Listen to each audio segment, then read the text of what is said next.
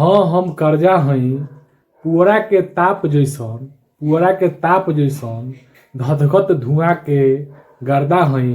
हाँ हम कर्जा हई, हाँ हम कर्जा हई। हम ना मिली तो सभे बेचैन, हमरा अइला के बाद केहू के कहाँ होला चैन।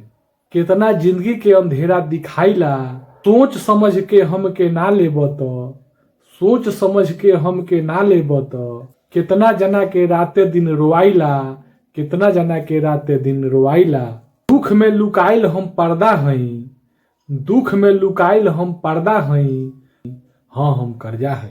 हमारा बिना कहाँ केहू के काम चले, चौक चौराहा गोतिया पटीदार हमरे त खूब नाम चले। सपना के टूटल एगो श्रद्धा हई। हाँ हम कर्जा हई, हाँ हम कर्जा हई।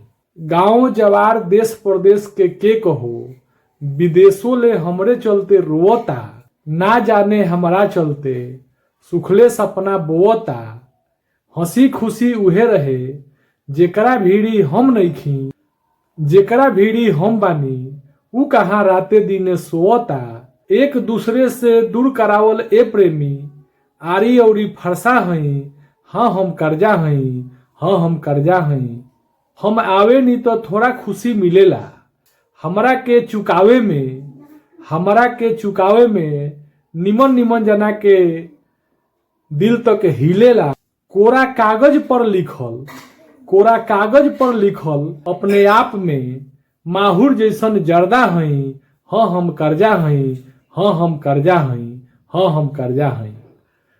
एगो ई गरीब आदमी ही समझ सकेला, आ जेकरा सर पर कर्जा होखे उहे कविता के समझ सकेला। आगे वो लोग से का कहे के बा, वो लोग तो खुदे समझदार बानी।